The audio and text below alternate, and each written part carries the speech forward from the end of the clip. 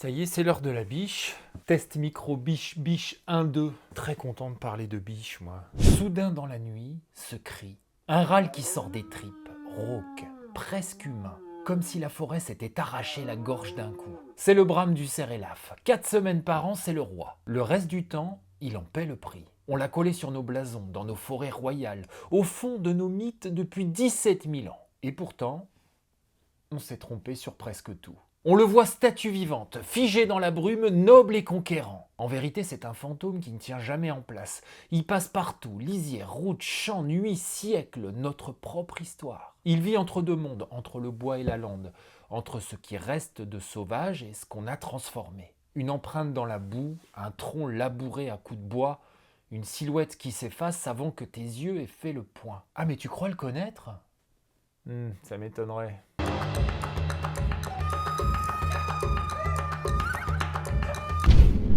Si tu veux soutenir Guichard sur Terre, abonne-toi à sa chaîne. Ça y est, on va parler de biche. Jean-Kévin, c'est ton moment. T'es content ? Le cerf appartient à la famille des cervidés. Oui, ça, on s'en doutait un peu. C'est le plus grand cervidé sauvage d'Europe, juste après les lances, grand échalas des forêts scandinaves. Il est partout, ou presque. Des plaines boisées aux alpages, des landes rases d'Écosse au massif méditerranéen, des Carpates jusqu'aux Pyrénées. Absent du Grand Nord glacé, rare dans les zones bétonnées, partout ailleurs il est là, ou il revient. Statut officiel, préoccupation mineure, dit l'UICN. Autrement dit, l'espèce se porte bien, très bien même. En France, la dernière grande estimation nationale solide date de 2010, entre 130 000 et 190 000 cerfs avant naissance, soit plus de 4 fois plus qu'en 1985. Bon, depuis, on n'a pas un nouveau grand comptage national des animaux vivants. En 2021, en revanche, le cerf occupait 51% de la superficie des forêts françaises, et en 2024-2025, les prélèvements ont atteint un record, avec plus de 90 000 cerfs déclarés. Donc la tendance ne fait pas mystère, le cerf est revenu massivement. Et comme toutes les reconquêtes animales, ça remet du vivant, du poids, des sabots et des problèmes, là où le territoire avait pris l'habitude de fonctionner sans lui. En clair, ça fout un peu le bordel, mais on va y revenir. Un grand mâle, c'est 180-200 kg, voire plus. La biche, moitié moins. Si t'en as jamais vu en vrai de cerf, tu réalises pas vraiment ce que c'est comme bestiole. En tout cas, une chose est sûre, c'est pas un grand chevreuil, il faut s'appeler Jean-Kévin pour confondre les deux. C'est une masse de muscles et de volonté, je vous garantis, qui fait baisser la voix. Le pelage change avec les saisons, roux en été, gris-brun en hiver. En automne, le cou du mâle s'épaissit sous l'effet de la testostérone, imaginez le truc. L'animal change de silhouette avant même le début du brame. Février, les bois tombent tout seuls, poussés par un coup de sang hormonal. Pour un grand mâle, février n'a rien d'une balade, le rut est loin derrière, l'hiver a bouffé les réserves, le corps est sec, marqué, et ce qui faisait sa force traîne maintenant par terre, entre les feuilles pourries et la terre humide. Oui, chaque année, le roi perd sa couronne, et chaque année, il recommence. Alors, je l'avais déjà expliqué pour le chevreuil, mais un bois de cerf, ce n'est pas une corne, c'est de l'os plein vissé sur le crâne qui pousse, durcit, s'éreintant et tombe. Le mérin, c'est la grosse branche principale, les andouillés, les ramifications. Je fais simple. Oui, ces mots sentent la vieille chasse, la vénerie, le cuir et la boue, ils viennent de là. Mars, les bois commencent à repousser couverts de velours. Le velours est une peau chaude, vivante, pleine de sang et de nerfs. Les bois poussent vite, parfois jusqu'à 2 ou 3 cm par jour selon l'individu, son âge et s'il a bien mangé cet hiver. Faire pousser ces bois, ça pompe une part importante des réserves du mâle. Un animal maigre, blessé, mal nourri ou trop vieux ne sortira jamais la même ramure qu'un costaud en pleine forme. Les bois racontent le corps et ils ne mentent jamais. Et surtout, il faut tout refaire chaque année. Difficile de tricher avec un signal qu'on fabrique avec sa propre viande. Fin d'été, le velours sèche. Le cerf frotte alors ses bois contre les troncs, les branches, avec une rage parfois surprenante. C'est la frayure. L'écorce craque, se déchire et tombe en lambeaux. Au pied de l'arbre, le sol est retourné. Des rameaux se balancent comme des pendus. Les mérins sont lisses, les andouillés nets. La ramure est prête. Alors petite précision, le nombre d'andouillés ne dit pas l'âge du cerf, il n'a pas de calendrier sur la tête. Ce qui renseigne en revanche, c'est la masse, la longueur des mérins, l'allure générale quoi. Avec les années, les bois gagnent en puissance, puis l'âge avançant, tout rétrécit. Dans la vieille langue de vénerie, on dit qu'il ravale. Oui, même les rois finissent par faire moins bien sur la photo. Et dans sa gueule, il y a un truc un peu particulier. Ce sont deux petites canines supérieures, dures comme de la pierre. Ça s'appelle les crashes. Ce sont des reliques, le souvenir d'ancêtres qui se battaient plus avec des défenses qu'avec des bois. Bon, chez lui, elles ne servent plus à rien de spectaculaire. C'est une sorte de mémoire d'évolution coincée dans la mâchoire. C'est beau quand même. Nonobstant, la question reste. Pourquoi foutre autant d'énergie dans un truc qu'on va perdre dans quelques mois? La réponse viendra avec le brame. Oui, bah tu vas attendre. Avant d'aller plus loin, oublie ce que tu crois savoir. Oublie cette photo que tu as dans la tête quand tu entends son nom. Le cerf n'est pas un animal des profondeurs forestières, pas au sens où on l'imagine enfermé dans une cathédrale de chêne. C'est un animal plastique. Il s'accommode de tout, forêt, landes, clairières, prairies, mosaïques agricoles et même montagnes. En Écosse par exemple, certains vivent dans des paysages presque nus, sans arbres. Chez nous, dans notre France pleine d'humains, la forêt est souvent son refuge du jour. Mais c'est loin d'être son seul univers. Le jour, il rumine, planqué dans les ronciers, les replis de terrain, les taillis. Il connaît les coins où personne ne passe, les pentes tranquilles, les fonds humides. Et la nuit, il sort au gagnage. Un gagnage, c'est là où il mange. Prairies, clairières, bords de clôture, lisières où l'herbe est plus grasse. Le seuil, aujourd'hui, vous m'entendrez souvent parler de seuil dans cette série de vidéos. Le seuil pour lui, c'est donc pas seulement la belle ligne entre arbre et lumière, c'est aussi le bord d'un champ, une prairie fauchée, une route forestière où les traces se mélangent dans la boue. Le cerf est un animal de lisière, même agricole. Alors il mange beaucoup, herbes, feuilles, fruits, glands, rameaux, écorces selon les saisons. La forêt le cache, l'ouverture le nourrit. Il vit dans l'aller-retour, dans le compromis.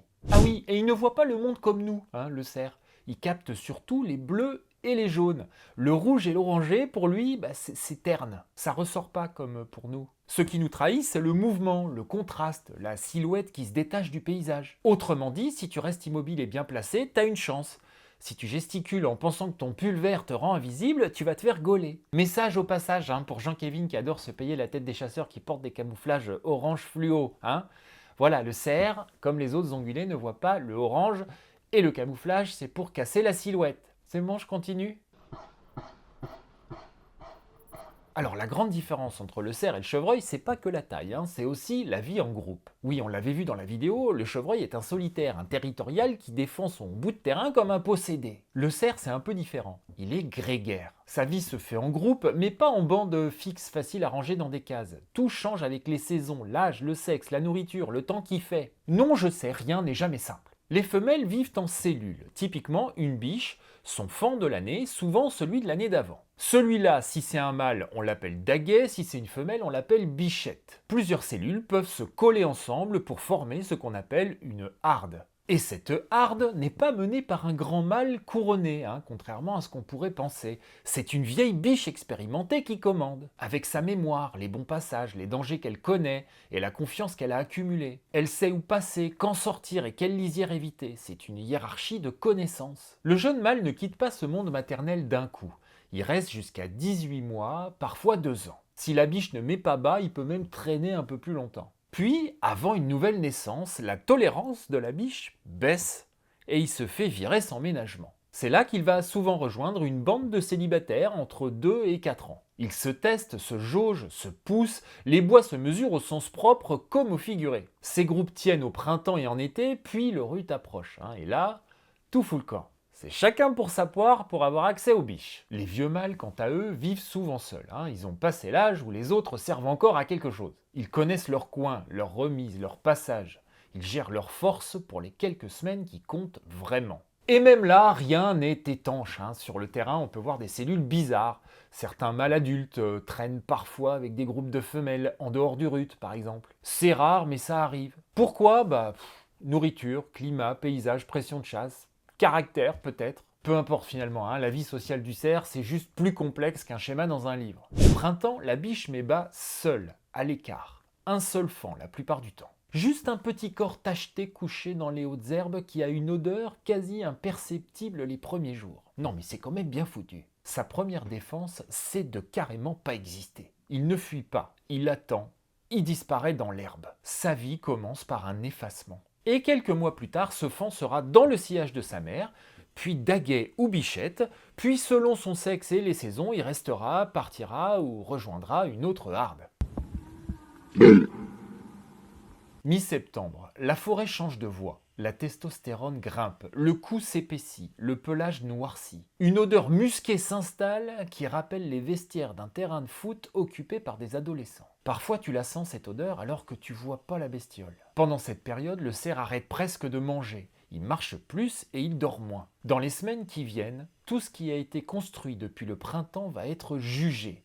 Bois, corps, voix, endurance, odeur, présence, tout converge vers le brame. La souille est un des endroits les plus forts de cette période. Alors une souille, c'est une cuvette de boue, un bout de mare, une flaque forestière. Le cerf pisse dedans, puis se roule dedans. Il s'en imprègne. Un mâle en rut veut être vu, entendu, mais surtout senti. Et soyons francs, à ce moment-là, il pue. Enfin, pour nous, ça pue, hein. Pour une biche, c'est juste l'odeur de l'amour. Sur sa tête, d'autres signaux apparaissent. Près des yeux, il a des glandes préorbitaires, de petites fentes qui s'ouvrent pendant le rut. Ça libère une odeur, mais ça change aussi l'expression de l'animal. Le cerf ne porte pas seulement des bois. À cette période, même sa gueule devient un message. Quand il approche des biches, il retrousse parfois la lèvre supérieure. C'est le flémène. On dirait qu'il vient de goûter un truc dégueulasse, genre une saucisse végétale. En réalité, il analyse les phéromones des femelles via l'organe voméronasal. Leur état reproducteur, leur cycle, leur disponibilité. Il a un genre de radar à femelles disponibles. Alors le brame, c'est pas seulement des mâles qui hurlent au fond d'un vallon. En fait, ce sont les biches qui fixent le rythme. Leur cycle, leur déplacement et leur choix organisent en grande partie le théâtre du rut. La harde n'est pas un harem. Une biche peut partir, en rejoindre un autre, changer l'équilibre. Le mâle parade, surveille, alors il défend parfois, mais il ne possède rien du tout. Puis vient le cri. Et je vous arrête tout de suite, le brame n'est pas une parade nuptiale, c'est un outil. Présence, défi, parfois victoire. Jusqu'à 100 décibels, hein. Pour vous donner une idée, on est dans l'ordre de grandeur d'une tronçonneuse en marche. Et ça porte très loin, hein, selon le vent, l'humidité et le relief. Le larynx du cerf descend pendant le brame, allongeant le conduit vocal et rendant le son plus grave que ce que devrait permettre la taille de l'animal. C'est quand même un truc de dingue. Le cri agrandit la bête à distance. Le son devient lui-même une démonstration de puissance.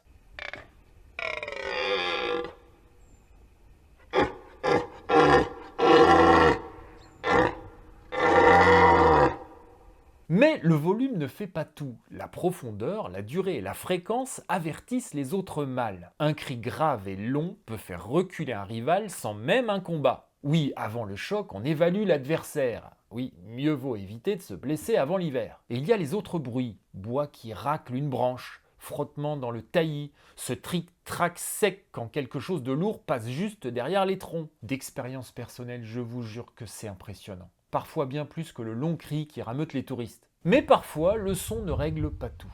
Le rival ne recule pas, la distance se réduit, et ce que la voix n'a pas suffi à trancher, le corps va devoir le vérifier. Deux mâles s'approchent de côté, se jaugent. Les bois s'entrechoquent et ça peut être violent. Force, poids, équilibre, résistance. Ce que les bois annonçaient depuis le printemps se vérifie en quelques minutes. Le plus faible ne tient pas longtemps. Il s'éloigne, vaincu. Alors le coût du rut est énorme. Pendant ces quelques semaines, un grand mâle peut perdre jusqu'à un quart de son poids. Il mange peu, parfois presque plus. Il marche beaucoup, il brame, il surveille les biches, repousse les rivaux, poursuit, combat, dort mal. Son corps tourne à crédit. Et cette dépense arrive au pire moment, juste avant l'hiver. Le cerf ne sort pas du brame avec les beaux jours devant lui. Il en sort avec le froid, moins de nourriture, des réserves entamées et un corps qui doit récupérer vite. Un mâle qui a trop dépensé peut le payer pendant des mois. Et s'il sort du rut trop maigre, blessé ou trop entamé, l'hiver peut finir le travail. La royauté dure 4 semaines. Et elle se paye au prix fort. Maintenant, on peut répondre à la question du début. Pourquoi autant d'énergie dans des bois qu'on va perdre ? Parce que ces bois sont une information biologique.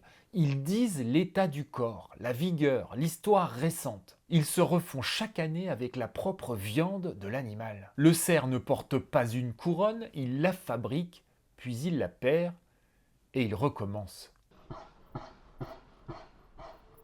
Le cerf, on l'a vu, c'est une grande bestiole, et son retour parmi nous ne se fait pas sans frottement. Pourtant, on pourrait croire qu'un cerf, même costaud, ça traverse la forêt sans vraiment la marquer.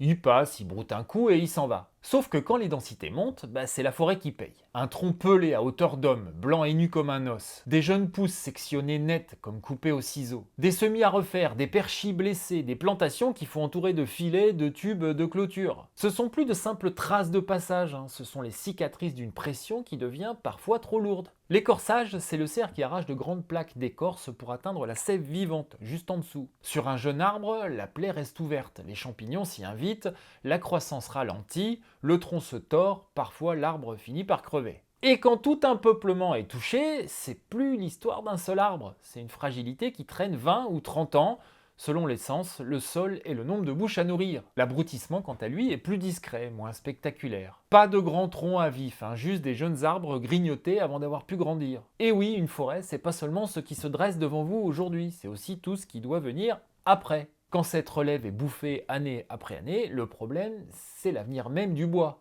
Mais un grand herbivore comme lui fait aussi du bien au milieu. En fait, aucun animal endémique en soi n'est mauvais pour le milieu. Il transporte des graines dans son poil ou ses excréments, il ouvre des passages, il crée des micro-perturbations, il déplace un peu les équilibres, il fait partie de la dynamique du milieu. Le problème arrive, comme toujours, quand la pression dépasse ce que l'écosystème peut absorber. C'est là qu'on parle d'équilibre agro-sylvo-synégétique. Oui, c'est un mot composé long et froid, mais qui pose une question simple. Combien de grands animaux un territoire peut-il porter sans casser la forêt, les cultures, les usages humains et la survie à long terme de l'espèce elle-même? Et ce territoire, aujourd'hui, c'est pas une grande forêt continue dessinée pour le cerf, c'est une sorte de puzzle. Des bois, des champs, des villages, des clôtures, des départementales, des autoroutes. Or le cerf, lui, il continue de fonctionner en réseau. Remise le jour, gagnage la nuit, point d'eau, coulée, passage ancien. À un moment, nos lignes coupent les siennes. Et c'est là que la route entre dans l'histoire. Les assureurs parlent aujourd'hui d'environ 40 000 collisions par an avec la faune sauvage en France. Alors ce chiffre n'isole pas proprement le cerf, mais il donne l'ordre de grandeur quand même. Le cerf, lui, c'est pas l'animal le plus souvent percuté. Le chevreuil et le sanglier passent largement devant. Mais avec lui, le problème change d'échelle. C'est pas seulement la fréquence le problème, c'est la masse. Et pour réguler tout ça, toutes ces problématiques qu'on vient de voir soulevées par le retour du cerf, il existe la chasse. Oui, comme tous les ongulés, le cerf est bâti pour vivre à côté d'un prédateur, et en l'occurrence ici, c'est nous. En France, on le gère grâce à des plans de chasse, quotas, tableaux, suivis. Ce vocabulaire paraît loin du brame dans la brume, c'est sûr, mais c'est pourtant sa conséquence directe. Là où les grands prédateurs sont absents, rares ou trop localisés pour peser vraiment sur les populations, c'est la chasse qui assure aujourd'hui l'essentiel de la régulation numérique du cerf. Pas parce qu'elle serait un loup de remplacement, ce serait trop simple.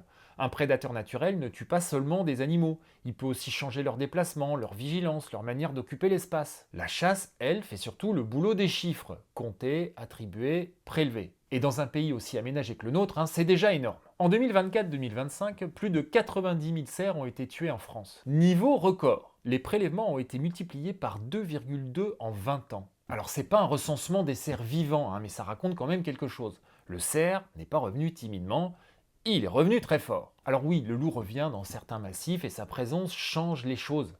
Plus de vigilance, des déplacements différents, parfois moins de concentration locale. Mais dans un paysage découpé, habité, cultivé, traversé par des routes, le loup, c'est pas une solution magique. On l'a vu dans la vidéo sur le loup que je vous mets en description. Aucune relation écologique ne revient intacte dans un monde transformé par l'homme. Il faut le marteler, ça. Il y a 17 000 ans, quelqu'un a peint des cerfs sur une paroi. À Lascaux et dans d'autres grottes ornées d'Europe de l'Ouest, le cerf est là, parmi les grands animaux du monde paléolithique. Chevaux, aurochs, bisons, cerfs, ces bêtes ne sont pas juste autour des hommes, elles occupent leur imaginaire. Le cerf est alors nourriture, matière et puissance. On prend la viande, la peau, les os, les bois. Les andouillés deviennent outils, manches, matière travaillée. Et les craches, ces petites canines vestigiales qu'on a évoquées tout à l'heure, se retrouvent comme parures dans des tombes préhistoriques et gallo-romaines. Un détail anatomique devient un objet humain. Le corps de l'animal passe dans la culture. C'est déjà beaucoup pour un herbivore. Et une fois qu'un animal entre dans la culture, il n'en ressort jamais vraiment. Il change de place, il change de langage, mais il reste là. Le christianisme reprend à son tour l'image du cerf traversé par le divin, notamment dans la légende de Saint Hubert, cher aux chasseurs. Ce que ces récits saisissent intuitivement, la biologie le rend presque évident. Des bois qui tombent et repoussent chaque année deviennent naturellement une image de mort, de retour et de renouvellement. Alors le cerf n'a rien demandé, évidemment, hein, aucun animal ne se lève le matin en se disant qu'il incarne un archétype européen, mais les hommes l'ont regardé et ils y ont mis leurs propres questions. Au Moyen-Âge, cette charge symbolique se règle, se codifie et se chasse. Le cerf devient animal de noblesse, animal de vénerie, animal de poursuite organisée. On codifie les saisons, les équipages, les chiens, les gestes, les statuts. Et quand une société passe autant de temps à poursuivre un animal, elle finit par le nommer avec une précision presque obsessionnelle. Faon, Hère, daguet, bichette, harde, mérin, andouillé, velours, souille, frayure, brame, ravalet. Vous avez entendu ces mots tout au long de cet épisode. Ils n'étaient pas là pour faire savant. Ils étaient là parce qu'ils existent et parce qu'ils prouvent une chose. On ne développe pas un vocabulaire aussi précis pour un animal qu'on regarde de loin. Le cerf a donc vécu dans deux paysages à la fois, la forêt, les landes, les lisières et le paysage mental des hommes. C'est peut-être pour ça qu'il est si difficile à voir simplement, hein. Il y a toujours l'animal derrière le symbole et toujours le symbole qui revient se coller sur l'animal. Au XXe siècle, le cerf élaphe a fait une des plus grandes reconquêtes faunistiques d'Europe de l'Ouest. En France, ses effectifs estimés ont été multipliés par 4 entre 1985 et 2010, d'environ 37 500 individus à environ 160 000. En 2021, le cerf occupait plus de la moitié des forêts françaises. La tendance est incontestable, il est revenu. Et comme tous les grands retours, ça pose des questions qui grattent. Comment garder une forêt qui se renouvelle ? Comment limiter les collisions? Comment éviter que les populations s'isolent génétiquement? Comment ne pas laisser certaines densités tout détruire? Comment faire avec le loup sans lui mettre sur le dos ce qu'il ne fait pas partout? Comment caser un grand animal sauvage dans un pays où chaque hectare a déjà un propriétaire, une route, une clôture, un usage? Et le climat ajoute sa couche, un hiver plus doux, moins de morts en hiver, été plus sec, végétation qui change. Alors le cerf s'adapte pour l'instant. Mais son avenir se joue aussi dans notre façon d'organiser les paysages. Depuis Lascaux, l'homme et le cerf partagent le même sol. L'un a peint l'autre. L'un l'a chassé, nommé, protégé, compté, parfois presque effacé, et maintenant l'autre revient. Le cerf, c'est pas seulement un vieux symbole, c'est un grand animal revenu dans un monde qui n'est malheureusement plus taillé pour les grands animaux. Mais on va tout faire pour qu'il ait sa place. L'enjeu de nos sociétés modernes sera de faire de la place à ces animaux qui reviennent en force à nos côtés. On n'arrête pas de se plaindre de ce que la biodiversité recule. Là, elle se renforce.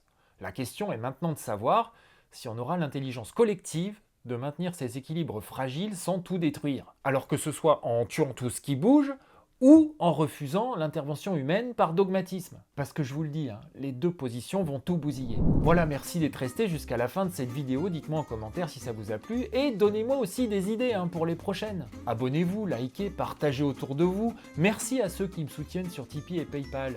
Sans vous, je peux plus faire de vidéos, c'est aussi simple que ça. Si vous voulez me soutenir, tous les liens sont en description. En attendant, gardez le cap. Je vous dis à bientôt sur Terre ou ailleurs.